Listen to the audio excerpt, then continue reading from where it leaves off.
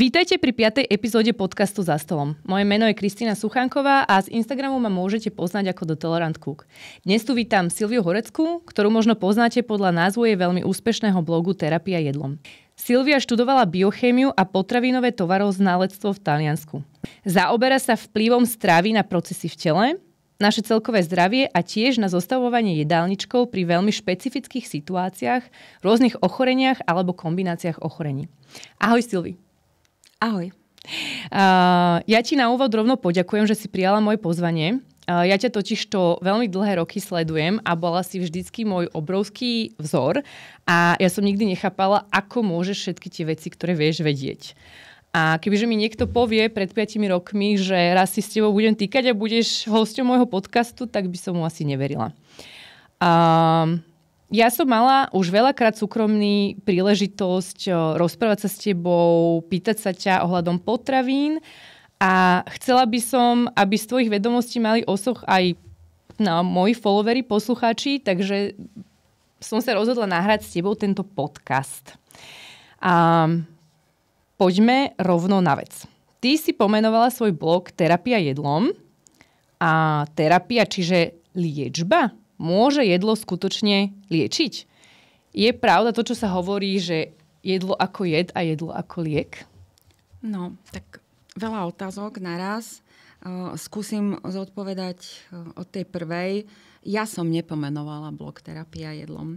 Ja už som to viackrát vysvetľovala, že keď v začiatkoch som začala písať blog, tak tento blog mi vytvoril jeden môj kamarát, ktorý ho aj tak pomenoval.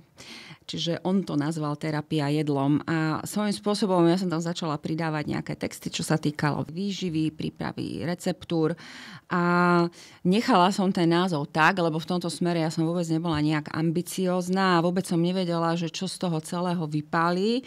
A potom postupne sa to nejakým spôsobom uchytilo a prišiel ten blog aj roka jedno s druhým, ale už potom som to nemala dôvod meniť, lebo svojím spôsobom, ak by som to nazvala prevenciou, lebo to je v prvom rade o prevencii. Bavme sa o tom, že touto formou alebo týmto konceptom stravovania môžeme predchádzať určitým civilizačným ochoreniam, tak by to možno nebolo také sympatické ako terapia jedlom, lebo tá prevencia vo všeobecnosti nie je až taká sympatická. No, ale kebyže by som to mala dneska nejakým spôsobom upraviť, tak by som to možno nazvala kulinárskou medicínou. Zaujímavé. Kde sú hranice terapie jedlom, alebo dajme tomu prevencie jedlom, keď si povedala, že prevencia? Ako by sme mohli my vedieť, že kedy už využiť nejakú liečbu, farmakoterapiu, zákroky, iné medicínske postupy, ako to kombinovať? Pretože máme aj na sociálnych sieťach rôznych takých ľudí, ktorí tvrdia, že jedlom sa dajú vyliečiť rôzne ochorenia a niekedy až tak naznačujú, že si kvázi za svoje ochorenie môžeš sám, lebo si sa nezdravo stravoval napríklad. Dobre, tak v prvom rade ja sa naozaj držím pri zemi v týchto tvrdeniach. Hej? Ako rešpektujem evidence-based nutrition, medicine a jednoducho nedovolím si posúvať aj tvrdenia, ktoré nemajú nejaký vedecký základ. Samozrejme čerpám aj z praxe, ktorá ale ma posunula v určitých veciach, možno aj mimo takéto tie striktné guideliny, ale snažím sa tým ľuďom dávkovať potom už tie informácie z praxe veľmi opatrne a snažím sa byť vždycky veľmi pragmatická. Svojím spôsobom som sa naučila, že niektoré informácie je lepšie skipnúť a dať ľuďom už vo výsledku len nejaký vhodný recepis, podľa ktorého si oni môžu uvariť nejaké jedlo, ktoré by bolo pre nich prospešné. A vrátim sa k tej prevencii.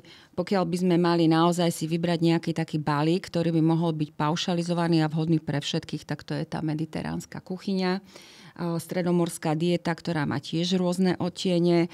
A na tom sa dá naozaj pekne popracovať, ale teda nejaké zázračné prívlastky by som tomu určite nedávala, že by ťa to vyliečilo z nejakých vážnejších civilizačných ochorení napríklad, alebo z nejakého úrazu, alebo proste z nejakého konkrétneho problému. Berme to tak, že vždy sa dá urobiť nejaká nutričná intervencia, keď ten človek je schopný ešte perorálne ústami príjmať potravu. Vždy sa dá uvariť nejaký dobrý recept, aby mal ten človek z toho aj radosť a padlo mu to na úžitok. Aj to je podstatné. No, takže ja by som povedala, že nenazvala by som to úplne, že barličkou, ale je to taká pomôcka popri nejakej liečbe, ktorú samozrejme musí na základe stanovenia diagnózy indikovať lekár v prvom rade. Mm-hmm.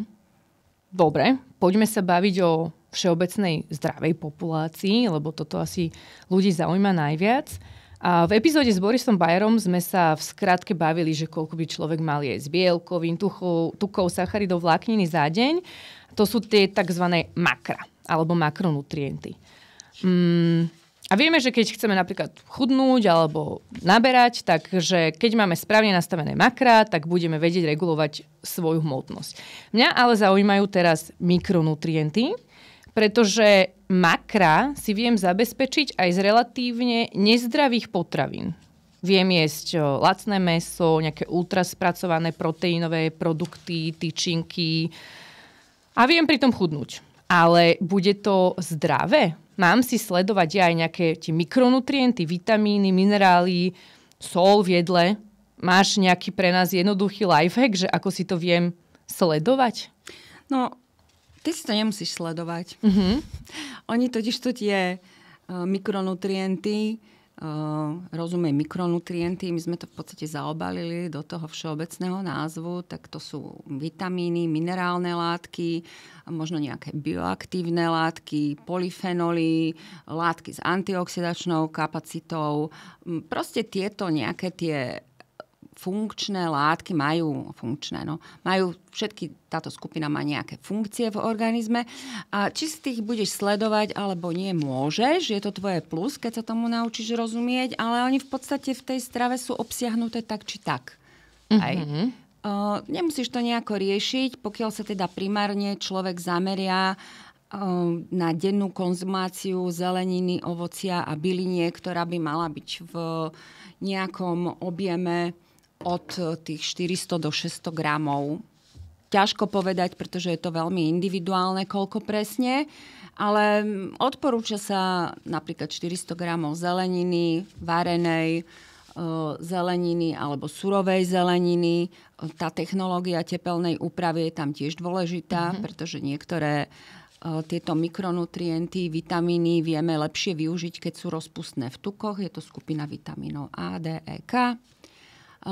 Naopak niektoré tieto mikronutrienty vieme využiť zo surovej zeleniny, napríklad z listovej zeleniny, aj z obyčajného šalátu, ľadového šalátu, čiže keď dáme dokopy nejaký pestrý šalát, zase môžeme sa inšpirovať v tej mediteránskej kuchyni, kde sú olivy, kde je fenikel, kde môže byť nejaký pomaranč, nejaký ľadový šalát, tak aj bez varenia z tohoto využijeme podstatne celý ten mix vitamínov.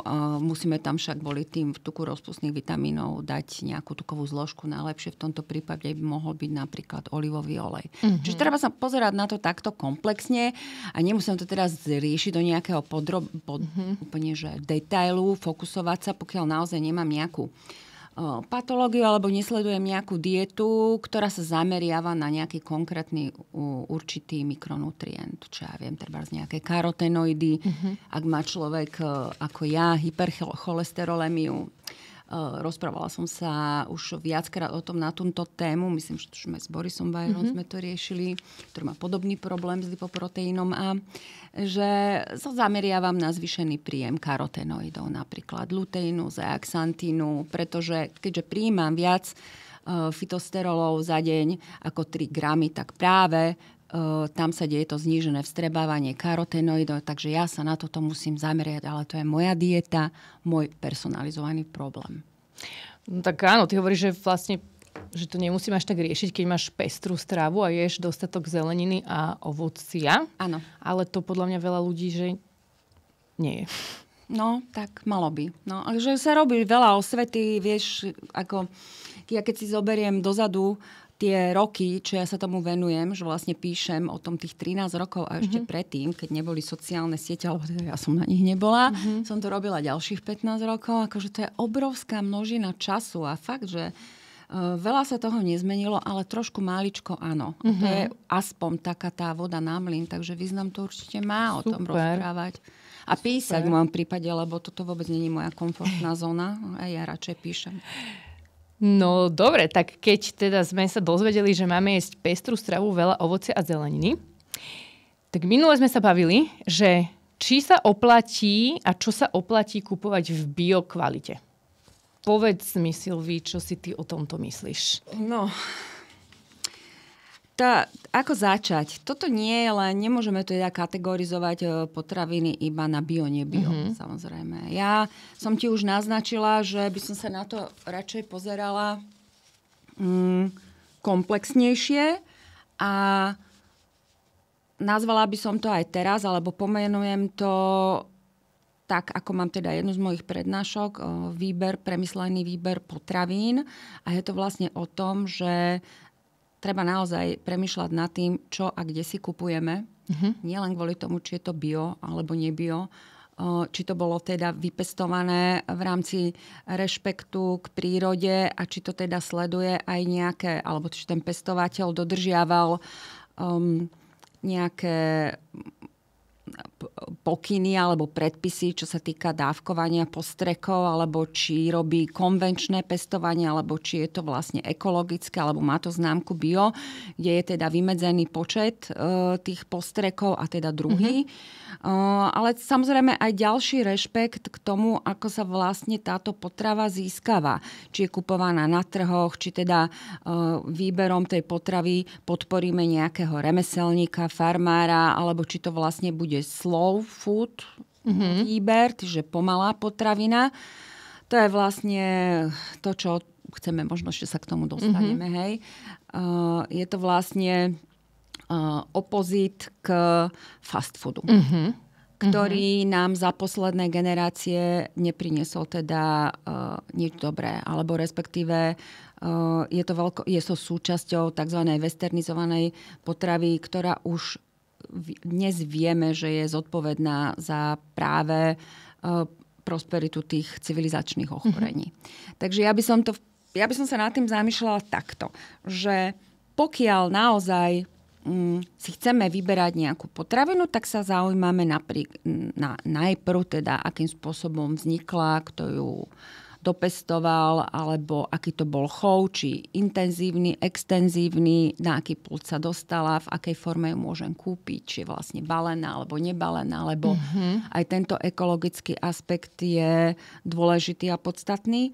No a potom samozrejme už čo sa týka tých konkrétnych látok a toho rozdielu medzi napríklad biojablkom a nebiojablkom, tak tam sa naozaj môžeme na to pozrieť už z toho aspektu, že čo sa na tom jablku nachádza, alebo v tom jablku nachádza, či je tam nejaký obsah, zostatok nejakých tých pesticídov, ktoré pri konzumácii a pri nedostatočnom umytí prestupuje do organizmu, alebo tam teda to jablko nebolo vôbec ošetrené a je teda dokonca v biokvalite bez akéhokoľvek zásahu. To sú viac menej jablka, ktoré si môže človek aj dopestovať sám.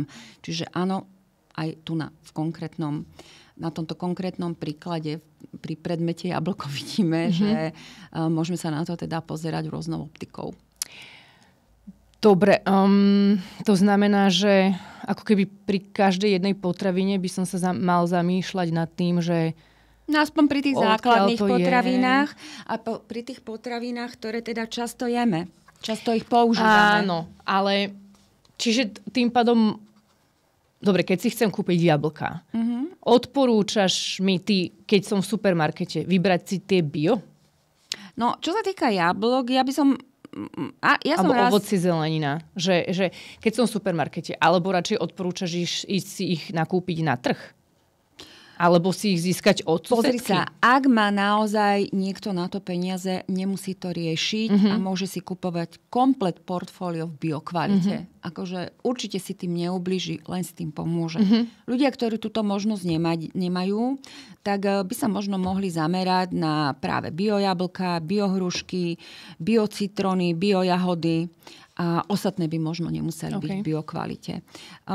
Tieto citrusy kvôli tomu, že napríklad pokiaľ pečiem a využívam kôru, citrónu, tak áno, je tam vlastne zostatok látky, fungicídu. Týka sa to napríklad citrusov, ktoré sú dovážané z Turecka a tie často prekračujú tieto limity. Konkrétne tohoto fungicídu imazalilu, niekoľkonásobne a taktiež ďalšieho fungicídu, tiabendazolu, ktoré sú v podstate zdraviu škodlivé, pokiaľ sú není v tých predpísaných reziduách, ale teda sú tam tie prekračované limity. Čiže z toho dôvodu si môžeme naozaj radšej vybrať tie citrusové plody v tej biokvalite. Takisto ešte, ak by som mala zamerať na nejaké ďalšie potraviny, základné, a to sú obilniny, tak tam by som vlastne len spomenula niektoré celozrné obilniny, pokiaľ človek naozaj konzumuje celozrné obilniny vo forme napríklad celozrnných múk, alebo si kupuje v biokvalite celozrné výrobky, alebo si kupuje dokonca celé zrno a doma si to melie. Sú ľudia, ktorí robia rôzne úkony, aby sa dostali k kvalitným potravinám, teda aspoň si myslia, že sú kvalitné, tak tam by som si možno vybrala práve ošetrené konvenčné potraviny, tie celozrné. Pretože bez postrekov môžu byť kontaminované plesňami fusarium. Ich mykotoxíny, napríklad skratka je ZEA, je to zearalen, pôsobia ako endokrínne disruptory. To znamená, sú to látky estrogénnej povahy, ktoré môžu naozaj pri vysokej expozícii napríklad načasovať predčasnú pubertu dievčat. Ja som nedávno spomínala, že som čítala takúto jednu štúdiu. Robili ju vlastne Taliani v rokoch 2001 až 2005 na nejakých 32 dievčatách. Myslím, že tie dievčatá mali vo veku, boli 8 až 9 rokov. A tam vlastne presne prišlo k tomu, že boli u nich namerané vlastne kontaminácie týmito sérovými mykotoxínmi. Takže tak v skratke by som to ďalej nerozvádzala. Ale tak samozrejme, akože nie je to teraz záležitosť, že by sme museli upadať do paniky, že by sa to týkalo v podstate všetkých celozrných obilnín. Len na to upozorňujem, že možno čo sa týka maličkých detí, detí do 3 rokov, keď začínajú s prvými príkrmami a naozaj niektoré mamičky sú trošku veľmi snaživé a snažia sa im dať tú maximálne dobrú stravu a dávajú im to denne, tak tam by som napríklad vybrala tie obilniny možno z toho konvenčného poľnohospodárskeho z nejakej inštitúcie alebo od farmára. No, niektorí ľudia v snahe mať všetko ako keby presne takéto, že nespracované a chemicky čisté, zachádzajú do takých extrémov, že napríklad nepasterizované mlieko kupujú a dávajú deťom. Tam tiež môže z toho vzniknúť. Tam je na mieste opatrnosť. Akože ja by som bola opatrná kvôli tomu, že proste k nejakej bakteriálnej infekcii by určite človek nerad prišiel. Hlavne u takého malého dieťaťa to môže naozaj skončiť vážnymi problémmi. Aj. Ja som zachytila naozaj u malých detí také stavy, že to končilo až nejakými hemoragickými hnačkami a to naozaj u malých detí je veľmi nebezpečné. No dobre, tak teraz nám poraď, že či teda keď idem nakupovať, tak mám obehať celé mesto, že ovoci a zeleninu idem kúpiť na trh, potom si idem kúpiť neviem kde kváskový chleba k nejakej pekárke a na nejakú biofarmu mäso, alebo ja keď som bežný človek a idem nakúpiť do supermarketu, že či si tam viem vybrať kvalitné veci? No, aj v supermarkete sa dajú vybrať. Napríklad v akomkoľvek supermarkete, hypermarkete máš pri oddelení zelenina, ovocie biokutík. Áno? Zase vracame sa k tomu, čo sme sa bavili. Máme niektoré druhy, ktoré sú rizikové. Vieme, že môžu byť viacnásobne striekané, môžu obsahovať nejaké reziduá, nejaké pesticídy. Idem to dať dvojročnému dieťaťu. Dobre, tak sa teda zameriam, že v sezóne kúpim jahody napríklad od dôveryhodného farmára. Ideálne by to bolo od nejakého farmára z regiónu. Zase sa vraciame k tomu, čo som spomenula, k tým potravinám remeselným a tým, ktoré by sme teda mali hlavne podporovať tých pestovateľov a farmárov, aby to vôbec bolo na tých našich trhoch, lebo len táto potravinová politika, to je naozaj veľmi zložité. Akože toto my tu nezachránime túto situáciu, ale je to na našom individuálnom výbere a na tých preferenciách. Takže toto sa dá kúpiť aj v normálnom supermarkete, v sezóne. Áno, sú tam aj takéto potraviny. A keď mám na to čas a mám na to peniaze, no tak v podstate môžem ísť do nejakej farmárskej tržnice alebo nejakých prémiových potravín, kde naozaj mám na výber aj od viacerých dodávateľov v biokvalite alebo v kvalite, ktorá síce nemusí mať tú zelenú nálepku bio, ale je to vlastne z nejakej farmy, kde ten farmár naozaj rešpektuje tie princípy slow food, dajme tomu. Jasné, tak akože ono v podstate to môže byť rovnako kvalitné ako to bio, len si nezaplatili to, že dostali ten certifikát bio. Hej? Lebo ja viem o producentoch, ja neviem, napríklad, že orechy, máš jeden sad a platia si len na polovičku sadu to, že majú tú certifikáciu bio, len tým pádom tie orechy z tej polovice sú drahšie. A tie druhé sú presne tie isté, len už neplatia na to ďalej tú certifikáciu. Áno, no toto je presne to, čo som vlastne bola ja teraz nedávno na tej služobnej ceste v Turíne teda, na festivale jedla na veľtrhu Terra Madre, Salone del Gusto, kde bolo vyše 1000 vystavovateľov. To množstvo bolo obrovské. Ja by som bola veľmi rada, keby sme sa aj my dostali v rámci nejakej táto akcie v rámci Slow Foodu, kde je napríklad na Slovensku degustorium, kde môže byť tých 30-40 vystavovateľov a sme naozaj spokojní. Čiže ja by som nezostala iba pri tejto spokojnosti, aby som práve podporou a kúpou produktov u týchto farmárov šla touto cestou, aby ich bolo čo najviac. A potom vlastne stupne aj tá potravinová diverzita. Čiže my jednoducho máme to v svojich rukách. Len musíme sa trošičku viacej tomu venovať a neorientovať sa iba na tú cenovku tým produktom.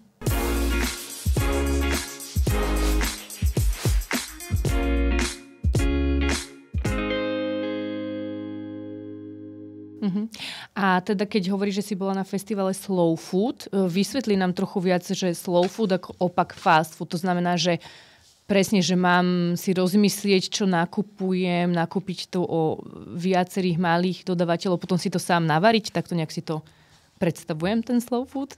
No, v prvom rade Slow Food je medzinárodné hnutie. Je to hnutie, ktoré vlastne ešte v roku, myslím, 1986 založil Talian v Piemonte, pán Petrini, on je ešte dodneska aktívny, dokonca bol aj teraz na tomto festivale, mal taký úvodný prejav, kde rozprával naozaj 20 minút akože bez papieru, neuveriteľne a proste išiel taký drive. Takže tento človek vlastne je autorom tohto medzinárodného hnutia. Dneska je podporované naozaj miliónmi ľudí vo viac ako 160 krajinách sveta. No a angažuje sa toto hnutie hlavne v ochrane kultúry, kulinárskych tradícií, regionálnych miestnych špecialít s cieľom znovu oživenia záujmu o pôvod a o tradičné jedlá, ktoré by mali byť prinášané každý deň na náš stôl.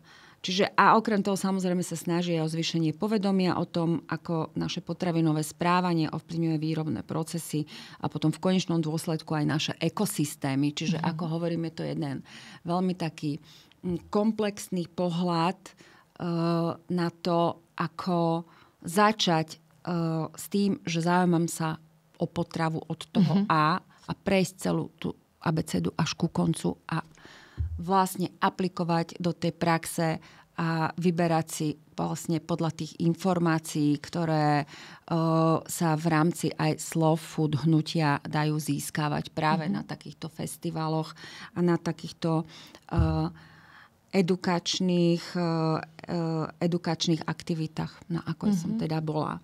No, ešte, aby som k tomu povedala, konkrétne tým potravinám, tak to heslo, aké by mali byť slow food potraviny, tak malo by to byť dobré jedlo, čisté jedlo, férové. To jedlo by malo pozostávať z čerstvých surovín najvyššej kvality, čiže lokálne a sezónne, dobrej chuti, aby prospievalo našom zdraviu a aby tam bol teda aj ten gastronomický kulinársky zážitok. Čisté preto, lebo bolo pestované a vyrábané udržateľným spôsobom a teda rešpektujúc aj životné prostredie. No a férové preto, aby sme sa dočkali primeraného ohodnotenia remeselnej produkcie a práve tam potrebujú títo farmári našu podporu. Čiže, ako som povedala, je to vlastne jeden úkon veľmi synergický, ktorý naozaj by sme mohli tými našimi aktivitami a tým premysleným výberom potravy podporiť. A Silvi, v Taliansku tie potraviny pre tých ľudí relatívne sú pre nich akože lacnejšie? Pre nás na Slovensku? Alebo je to tak, že proste oni historicky, kultúrne sú ochotní proste viac svojich peňazí do toho investovať? Ja som bola tiež prekvapená, že niektoré druhy potravín, ako ja, čo som pozerala, ako divoký hrách z oblastí, kde naozaj sa pestuje možno len je to v Perugii, možno len niekde na nejakých 6 hektároch, tak áno, ten hrách pol kila stálo 5 €. Ale to chápem, že je to raritná potravina. Takže som ochotná za to zaplatiť tie peniaze. Aj som bola teda veľmi zvedavá, ako to chutí. Aj som to doma testovala v hrskovej polievke. Akože úplne výborné. Výnimočné sú tam teda hlavne teda tie nutričné hodnoty.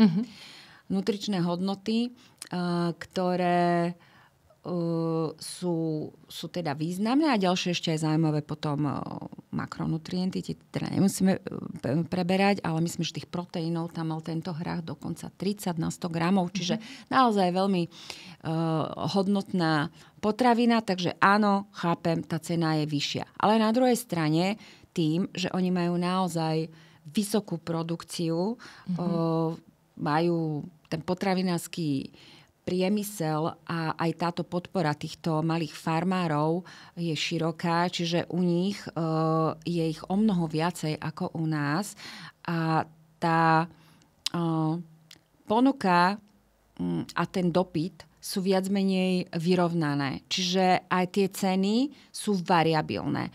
Svojím spôsobom na niektorých trhoch, nemusíte byť zrovna slow food trh, dokážeme nakúpiť lacnejšie ako u nás. A naopak niektoré potraviny samozrejme sú tam drahšie. Chápem, no. Neviem, že či na Slovensku je tých producentov takýchto malých určite menej. Neviem, či to není zapričinené tým, že to boli tie družstva strašne dlho, že sa zničili ako keby tí to by sme zase boli pri tej potravinovej politike, pri dotáciách a pri tom zázemí, ktorý tu na tí malí farmári naozaj majú. A svojím spôsobom, povedzme si úprimne, nie je to jednoduché získavať potravu týmto spôsobom a predávať ju, pretože za tým naozaj strašne veľa fyzickej práce a rôznej organizácie a rôznej byrokracie. Jasné, že to je pre nich týmto farmárom to nikto neuľahčuje.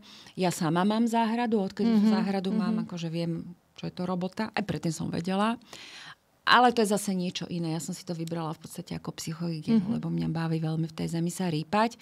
No ale už keď som to spomenula, pokiaľ ľudia naozaj môžu a majú tú možnosť sa venovať nejakému mikrozáhradkarčeniu, aj keď na vlastnom balkóne, alebo majú malý kúsok pôdy, tak určite by to mali robiť. Pretože my sme tak aj nastavení geneticky, určite máme to v našich génoch, že by sme mali pozerať viacej do zeleného, vnímať viacej farby prírody, ako farby vytvorené človekom na obrazovka mobilu. A Netflixe. Takže tak. To je super. No, ja by som sa ťa ešte spýtala na tie ryby, keďže ty si podľa mňa na Slovensku najväčší propagátor omega-3 mastných kyselín. Nechcem tu zachádzať do detailov, lebo je to veľmi, veľmi komplikovaná téma. Asi to už vo viacerých podcastoch aj popísala. Ale teda vieš možno ľuďom poradiť, že kde na Slovensku aké ryby kupovať a koľkokrát do týždňa jesť? Alebo teda či... Chceš povedať konkrétne potraviny, mám povedať? Môžeš. Názov? Môžeš. Chceš? Dobre, však ako nemáme tu žiadne... Vieš čo, napadla ma taká, že myslím, že Agrofarma Budmerice. Kvôli tomu, že ja som si bola tie ryby párkrát kupovať, toho jesetera, myslím, že aj ty si bola, že? No. A ja som tú rybu pripravovala doma asi 5-6 krát na rôzne spôsoby a som zistila, že fakt na to, že sa to pestuje u nás, že to sladkovodná ryba, tento jeseter, ako som si zistila, práve tento druh má hodne omega-3 mastných kyselín. Podstatne viacej napríklad ako pstruh. Čiže máme my na výber aj z takýchto ryb, keďže mnoho ľudí argumentuje, že ale tak my nemáme more, my sme vlastne suchozemci a nie je to pre nás prirodzená potrava, je sprážmu morská vlka, to vôbec Aha, fakt? Ale jasne. To niekto tvrdí?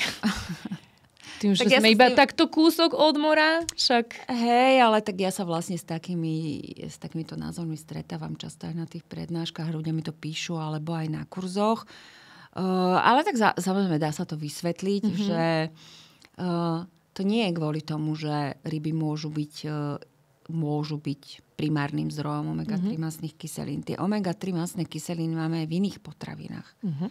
A veľmi pochybujem, že nejaký ujovský súd cestoval pred 500 rokmi k Jadranskému moru uloviť si pražmu alebo proste nejakú inú rybu. Bolo to o tom, že mali proste podstatné iné zloženie stravy, ako máme my dnes. Pretože k tým omega-3 potrebujeme spomenúť aj omega-6 mastné kyseliny, čo sú tiež polynenasýtené mastné kyseliny, esenciálne, ktoré musíme príjmať. Čiže nepríjmame len omega-3, ale aj omega-6, akurát v určitom pomere. Čiže ten pomer omega-6 ku 3 by mal byť 4 ku 1. Alebo niekde, čo sa týka inštitúcií, autoritatívnych inštitúcií, čo som pozerala, odporúčajú aj 6 ku 1. Dobre, ale ten 4 ku 1 pomer je častejšie odporúčaný. Nikto na Slovensku to nemá. Však ani ja, lebo my to Silvia merá. Ale mal. Ja som naozaj, že tá moja vzorka už prekročila 680 ľudí a už pribudli 4 ľudia, ktorí to mali prirodzene bez suplementácie. To je fantastické číslo z toho celku. No, ale je to preto, že my máme teraz nadmerný príjem týchto omega-6 mastných kyselín práve z tej potravy, ktorú charakterizujeme ako westernizovaná potrava, to znamená, nechcem povedať, že len industrializovaná potrava, ale tak čiastočne tie polotovary, hlavne tie terciálne spracované polotovary, mrazené polotovary, pekárenské výrobky, rôzne výrobky s vyšším obsahom tuku, rôzne nátierky, hlavne tie keksiky, tak toto je plné omega-6 mastných kyselín. Ešte sa tam nachádzajú aj transmastné kyseliny, to je zase na ďalšiu debatu. Čiže svojím spôsobom je ich toľko, že sa dá povedať, že my tých omega-6 mastných kyselín máme veľa zadarmo. A nemusíme nad tým rozmýšľať, kde ich získame, ale musíme rozmýšľať nad tým, kde získame práve tie omega-3 mastné kyseliny. A keďže v minulosti sme jedli veľmi jednoducho, na stole alebo v bežnej domácnosti sa točilo okolo 100 potravín, tak nebol takýto problém. Pretože dneska nemá každý záhradu, nemá každý krávu, každý si sadne do auta, ide do obchodu, kde v priemere v jednom hypermarkete sa ponúka 35 až 40 tisíc položiek. Pred 100 rokmi v takých tých základných potravinách bolo v ponuke okolo 2-3 tisíc položiek. Tak si zober za tých 100 rokov, kam sme sa to vlastne dostali. A keď si to zoberieš, my ľudia vedeli prežiť možno v minulosti naozaj na tých 100 položkách, možno bol hlad, možno sa nemali tak dobre, možno dobre neprospievali, ale určité zloženie stravy bolo iné. Jednoznačne pochybujem, že by si doma niekto lisoval slnečnicový olej od rána a živil by sa orieškovými a mandlovými maslami, kde sú samozrejme zastúpené aj omega-6 mastné kyseliny podľa toho, z čoho tie oriešky sú vyrobené. Ale tí ľudia používali tuk ako bravčová masť, maslo, husacia masť, podľa toho, čo bolo v tej domácnosti. No a logicky pri takomto zložení potravy nemali pomer omega-6 ku 3, 54 ku 1, ako ja sa stretávam častokrát s týmto pomerom naozaj tradične už vegetariánov, vegánov. Ale tak často stáva sa aj u starších ľudí, ktorí si teda absolútne nedávajú pozor a doprajú si fast food. Takže, ako som povedala, musíme tieto omega-3 vyhľadávať. No a to, čo máme dneska po ruke, vzhľadom na tú širokú ponuku, je aj výber rýb. Buď teda stavíme na tie morské ryby, ktoré sú dneska dostať, čo ja viem, hoci kde, MyFish, Metro, Jeme, Kaufland. A oplatí sa kúpiť si napríklad aj v bežnom obchode takú tú mrazenú rybu? Či to už není dobré? Vieš čo, vždycky je lepšie kúpiť čerstvú rybu. Ak naozaj človek niekde v nejakej dedinke, na Kysuciach, alebo ja neviem, na Lazoch. Nie každý je v Bratislave. Má, áno, pri sebe nejaký supermarket, kde je napríklad, to je jedno, v Tesku mali kedysi takú línu exkluziu, ktorú robila myslím, ryba Košice, pokiaľ sa nemýlim, a bolo to hlboko zmrazená exkluzívna kolekcia rýb, ktoré boli z voľného lovu z rôznych morí. Teraz neviem, či to bolo už Južný Pacifik alebo čo, ale oni tam vždy uvádzajú. No aj toto je vlastne, inak ja mám o tom napísané na blogu článok z roku 2016, kde sú vlastne tieto druhy rýb aj s certifikátmi sú vymenované a tie certifikáty sú tam odfotené. Čiže aj títo ľudia majú možnosť sa dostať vlastne k nejakej morskej rybe, ktorá bude tie omega-3 mastné kyseliny obsahovať. A samozrejme máme aj konzervy. Vždy platí, že lepšie niečo ako nič. Máme sardinky, máme tuniaka. Dobre, však ako sú to spracované ryby, hej, napríklad ľudia, ktorí trpia, ja neviem, majú histaminovú intoleranciu alebo majú problém s odburávaním biogénnych aminov, tak si nemusia kupovať tuniaka, ale sú to práve tí, ktorí si radšej môžu dopriať inú rybu, napríklad čerstvú rybu, pozrie sa v obchode, kedy tá ryba bola dovezená, môžu si kúpiť 3-4 kúsky, prážmy lososa, dajú ju zmraziť a môžu si ju postupne vyťahovať z mrazáku, pretože tie biogénne aminy, ten histamín tam nepribúda rádovo, keď je to proste zamrazené. Hej, ale tak ako si povedala, že aj niečo je lepšie ako nič, že nekúpim si nejakú paštetu v konzerve alebo čo, hej, ale kúpim si sardinky v konzerve. Napríklad. Ďalšia vec napríklad, že aj vajíčka obsahujú omega-3 mastné kyseliny, hej, žltko. Pokiaľ naozaj tie sliepky majú dobrú potravu. Takisto krávy, dobytok pasúci sa voľne na zelenej tráve má úplne iné zloženie mastných kyselín.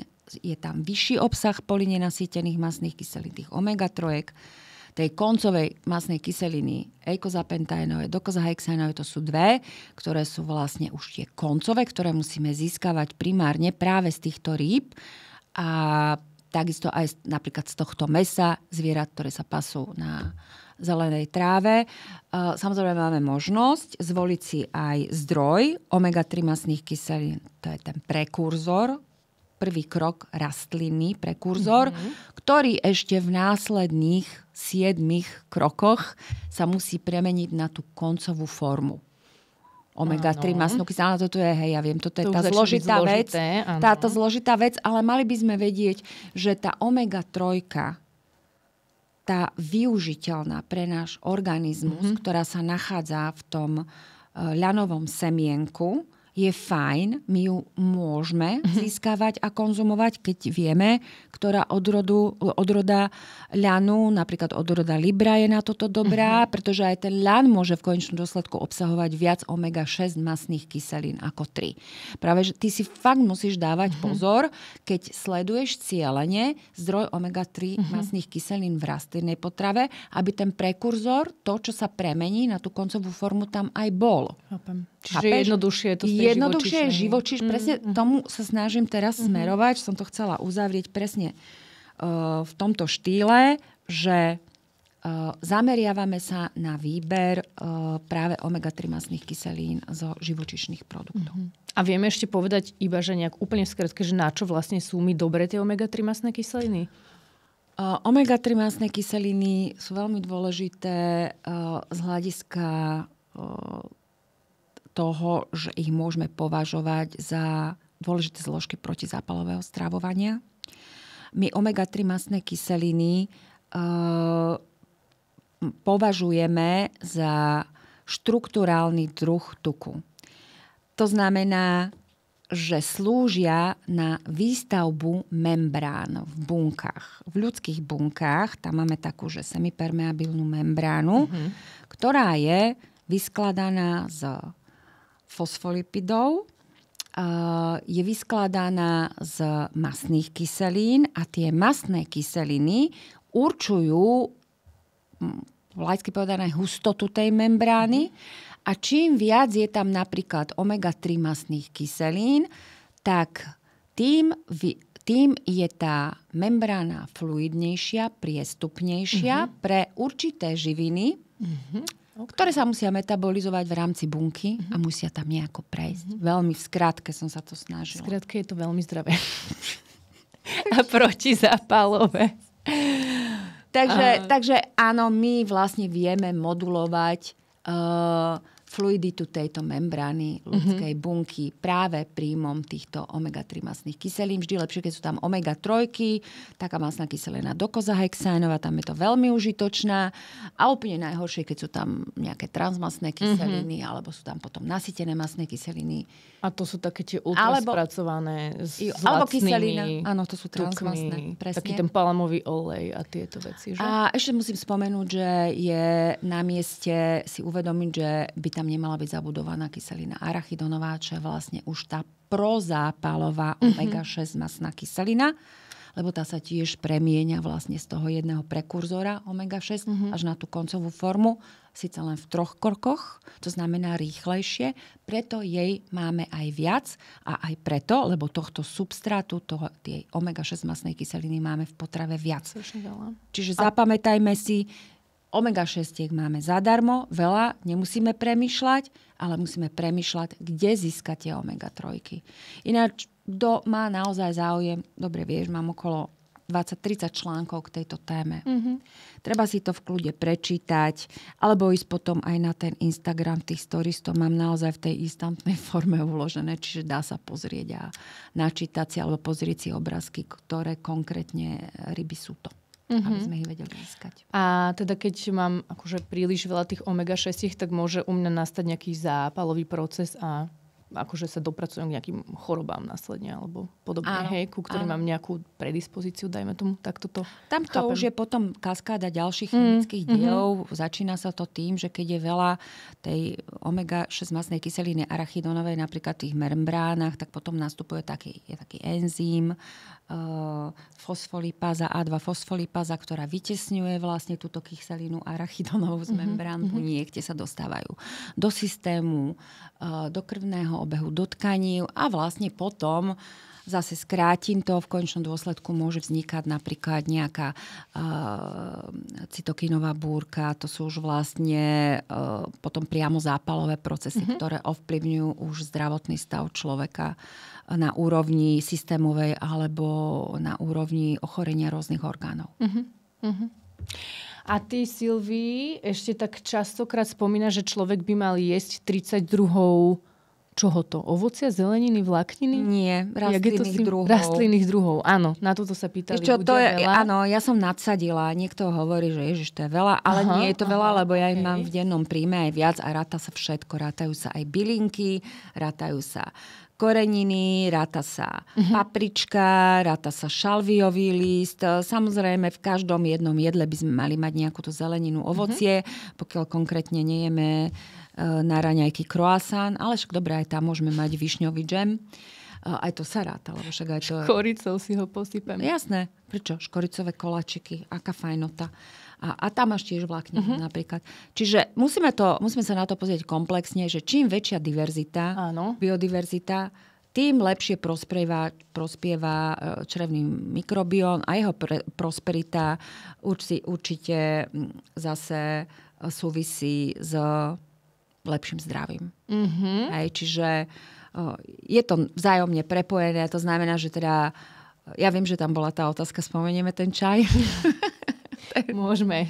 Niekto sa pýtal, že či sa do tohto zaráta aj bylinkový čaj, keď vypije. Dobre. Robím si zápar zo šalvie a z gréckeho horského čaju. Ak by sme to zjedli, tú bylinku, tak sa to ráta. Pokiaľ je to len výluch, zápar, no tak sa to neráta. Čiže treba si uvedomiť, že my vlastne túto formu tejto vlákniny príjmame ústami perorálne a tam vtedy to má presne tento efekt. Je to súčasť jedla a tá diverzita, ktorú my si doprajeme na tých tanieroch, to je len na nás. Ak niekto má v tom naozaj záľubu a pekne sa s tým pohrá, napríklad ľudia, ktorí chodia na moje kurzy varenia mediteránskej stravy, tak tam ich vždycky zavalím týmito bylinkami, zeleninou, informáciami. Oni mi potom posielajú jedlá nafotené. A je to strašne milé, lebo tak sa snažia. Že naozaj na jednom tanieri majú 10-15 druhov rastlinnej potravy. Super. Ja by som ti dala poslednú otázku, čo sa tiež niekto pýtal v tom otázkomate, že ako vyzerá jedlo taký bežný deň u teba? Že čo ješ konkrétne? Pýtaj sa, že čo napríklad konkrétne ješ na raňajky, 10, obed, olovrant, večeru. Aby si to vedeli, akože, aby mali nejakú inšpiráciu. Ja som to už aj písala. Pred 3 rokmi som napísala taký elaborát 10-dňový, že čo je. No, čo si jedla? Vidíš, to som nevidela. Ale no, je to niekde na Facebooku. Možno to Facebook stiahol, čo ja viem už. Ale vysvetlím takto. Závisí od toho, kde, ako sa pohybujem, či varím. Ja sa snažím variť. Hlavne teraz cez víkendy, keď som na chalupe. A my väčšinou štartujeme raňajky tam nejakou praženicou alebo nejaké vajíčka a k tomu je vždycky veľmi veľa zeleniny.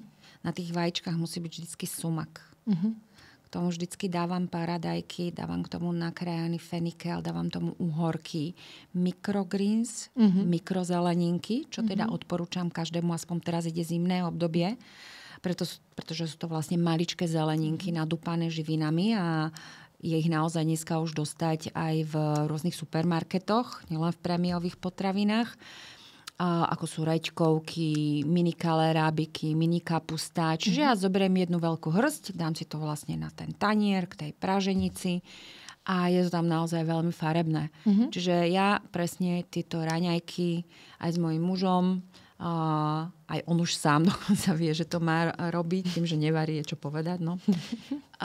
Tak tam už štartujem kľudne práve s tými 10 druhmi. A už máš 10. Už mám 10. Pri raňajkách. Čiže nie je to tak ťažké, vieš, že a niekto môže, niekomu stačí možno paradajky a možno mu stačí pažitka. Ja napríklad mám v záhrade pažitku, takže vždycky si dávam pažitku. Dávam si perilu, si k tomu nasekám, hej, čiže perilu takisto mám vo forme bylinkovej soli, ktorú používam úplne všade. Obed, varím polievky, husté, veľké polievky. U mňa obed tradične je iba jeden tanier. Buď to je teda nejaká hustá polievka, alebo to je proste nejaké mäso, zase s tónou zeleniny, nejaký kuskus, čiže niekedy, keď je to ryba, alebo si urobím nejakú kocku nejakého syru, nejaký halloumi alebo feta, tak zase je to k tomu nejaká zelenina.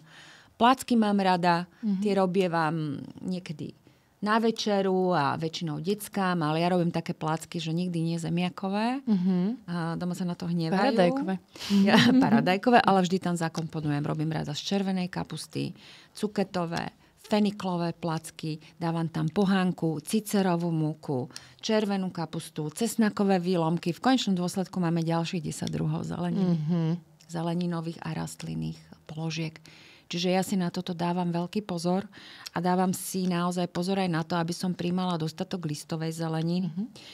Kel, kvaka, okrúhlica, ružičkový kel, aj práve kvôli tým karotenoidom, ktorý teda príjmam v zvýšenom množstve. Žltá paprika, červená paprika, paradajky celého spektra. Tie paradajky prevažne vo varenej forme a tie papriky ako príde. Pokiaľ sú to papriky, ktoré sú čerstvo otrhnuté v záhrade, tak tam mám teda šancu využiť aj vitamín C.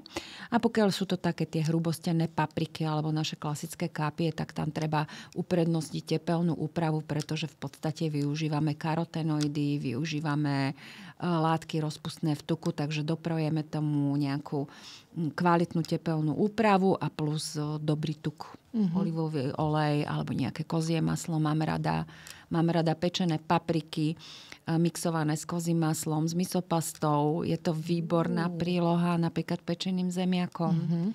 Alebo robievam si pečené papriky a k tomu sardelky s nasekaným feniklom, olivami a kaparami. Zase inšpirácie sú v mediteránskej kuchyni. Treba prísť na kurz.